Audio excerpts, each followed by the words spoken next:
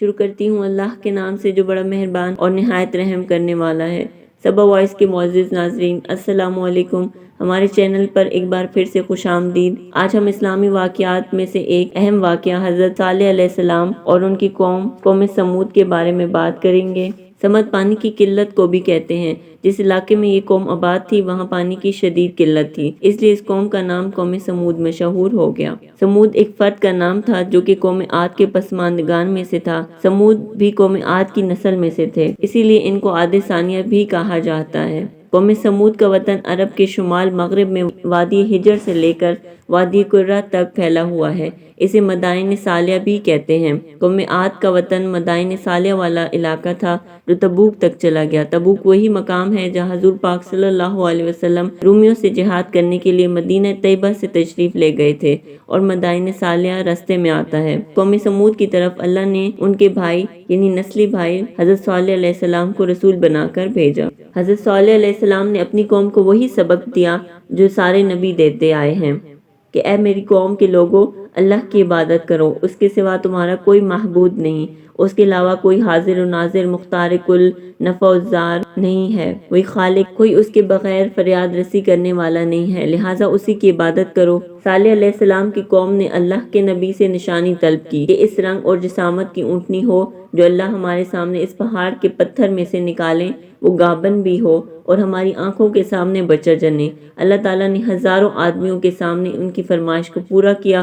حضرت صالح علیہ السلام اور اس کے ساتھیوں نے نماز پڑھی، اللہ سے دعا کی تو اللہ تعالیٰ نے پتھر کو پھاڑ کر اس میں سے اونٹنی کو نکالا۔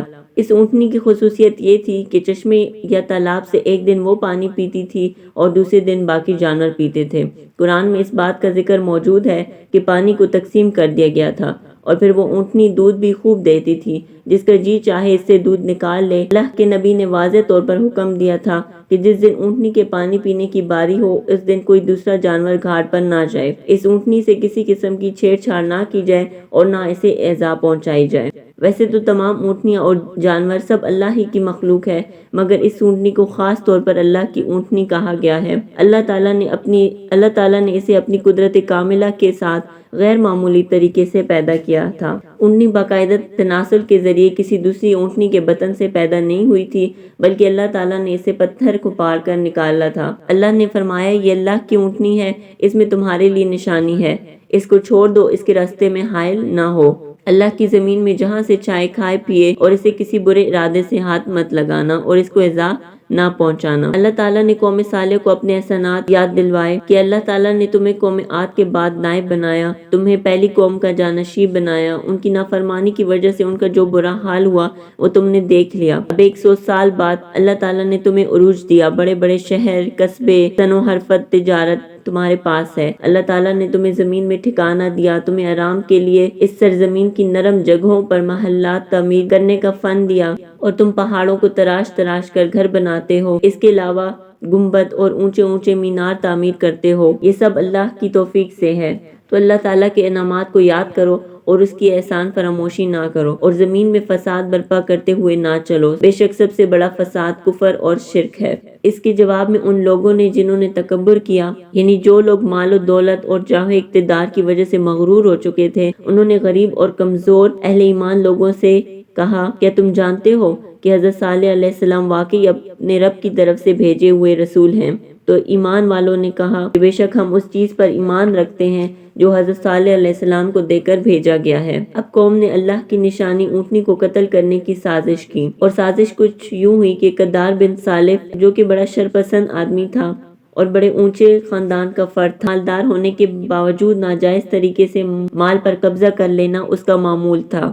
شہر میں ایک غنیزہ نامی ایک حسین و جمیل عورت رہتی تھی جس کی جوان اور خوبصورت لڑکیاں تھیں۔ عورت کے پاس بہت سے جانور موجود تھے، جسے اللہ کی اونٹنی کی وجہ سے اپنے جانوروں کو پانی پلانے میں مشکل پیش آتی تھی۔ ان دونوں میں طے پایا کہ اگر قدار اونٹنی کو قتل کر دے تو عورت اپنی جس لڑکی سے چاہے اس کا نکاح کر دے گی۔ قدار نے اس کا ذکر اپنے ساتھیوں سے کیا، لہٰذا شہر میں غنڈہ قسم کے 9 آدمی موجود تھے، ان کا کام ہی فتنہ و فساد برپا کرنا تھا۔ ان سب نے ایک پروگرام بنایا اور پروگرام کے مطابق اونٹنی کی گزرگاہ میں چھپ کر بیٹھ گئے۔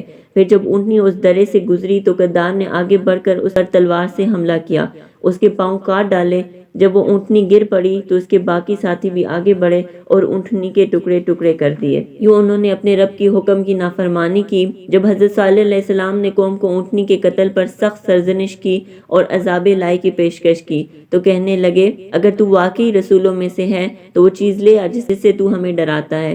اتنے بے باک ہو چکے تھے کہ خود عذاب کا مطالبہ کر رہے تھے۔ آخر کار اتوار کے روز صبح کے وقت اللہ کا عذاب نازل ہوا اور ان کو ایک زلزلے نے آ پکڑا۔ اس کے علاوہ فرشتے نے ایک ایسی خوفناک چیخ ماری کہ لوگوں کے دل اور جگر پھٹ گئے۔ ان میں سے کوئی بھی زندہ نہ بچا سوائے ان لوگوں کے جو صالح علیہ السلام پر ایمان لا چکے تھے۔ بس وہ اپنے گھروں میں گھٹنوں کے بل گرے پڑے تھے۔ جب زبردست زلزلہ آیا تو زمین پر گر پڑے، دوبارہ اٹھنے کی ہمت نہ رہی اور ساتھ ہی خوفناک چیخ سنائی دی اور وہ وہیں ہلاک ہو گئے۔ لہٰذا دنیا میں جو بھی خیر خواہ کی بات کو ٹھکراتا ہے وہ ذلیل و خوار ہو کر رہ جاتا ہے۔ جو اللہ کی نافرمانی کرتا ہے اور اللہ کے دیے ہوئے احسانات اور انعامات کی ناشکری کرتا ہے اور غرور و تکبر کرتا ہے تو پھر وہ دیکھ لے کہ مجرمین کا کیسا برا حشر ہوا۔ قرآن میں عبرت کے لیے بہت سے واقعات مذکور ہیں جن میں سے یہ ایک ہے۔ امید ہے آپ کو ہماری کاوش پسند آئی ہوگی۔ اگلی بار تک کے لیے اللہ حافظ۔